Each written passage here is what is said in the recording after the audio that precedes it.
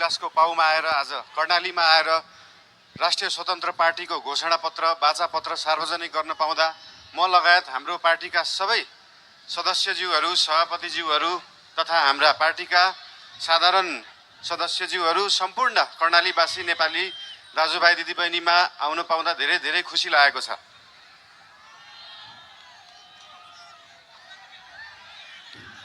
कर्णाली यो देशको सबैभन्दा ठुलो ताल रारा ताल राजा महेन्द्रले भन्नुभए जस्तो स्वर्गकी अप्सरा भएको ठाउँमा आउन पाउँदा धेरै खुसी लागेको छ।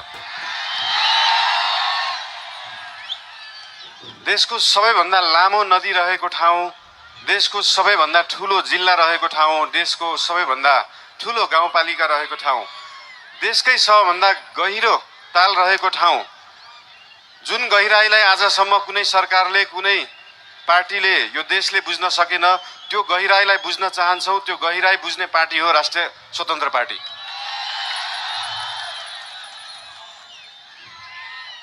आजको दिनमा डोल्पाको सुन जस्तो मानिने यार्सा गुम्बा विश्वभरि पुग्न सक्छ, तर कर्णालीको स्याउ र मार्सी चामल त्यही चितवन र झापा पुग्न सक्दैन। यहाँको उत्पादनलाई कम्तीमा पनि देशभरि पुर्याउने पार्टी बन्न चाहन्छ राष्ट्रिय स्वतन्त्र पार्टी। आफैमा यो सिन्जा भ्याली सिभिलाइजेसन, सिन्जा उपत्यका सभ्यता भएको ठाउँ, नेपाली भाषाको उद्गम स्थल, खस भाषाको उद्गम स्थल, यहाँ आफ्नै भाषा छ, आफ्नै लिपि छ, आफ्नै चित्रकला छ, आफ्नै नाचगान छ, आफ्नै जात्रा पनि छ। यो सबै भयो भने एउटा सभ्यता मानिन्छ। त्यो सभ्यता जोगाउने पार्टी बन्न चाहन्छ राष्ट्रिय स्वतन्त्र पार्टी। जसरी काठमाडौँ महानगरपालिकामा हाम्रो नेवा सभ्यताको नाचगान, त्यहाँको लिपि, त्यहाँको बाजागाजा, त्यहाँका मूर्त अमूर्त सम्पदालाई हामीले जोगाएर राखेका छौँ, त्यसरी नै यहाँ कर्णालीको सभ्यतालाई हामी जोगाएर राख्न चाहन्छौँ र त्यो जोगाउने पार्टी हो राष्ट्रिय स्वतन्त्र पार्टी।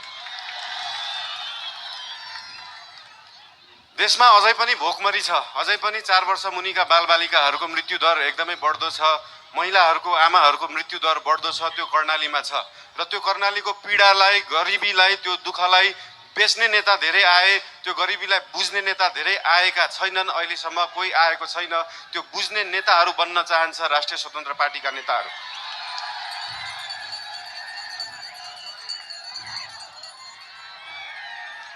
यहाँको पर्यटन, यहाँको सम्भावना, यहाँको कृषि, यहाँको खेतीपाती, यहाँको आय आर्जन सबै वृद्धि गर्न पाऊँ, तपाईहरूको आशीर्वाद लिन पाऊँ र तपाईहरूको अस्ति मैले फेसबुकमा लेखे जस्तै अब कर्णालीका सुइना हाममा सुइना भने जस्तै तपाईहरूको त्यो सपना बोकेर जान पाऊँ र त्यो सपना बोक्ने सुरुवात आज हामीले वाचापत्रबाट गरेको छौँ, कर्णालीबाट घोषणा गरेको छौँ।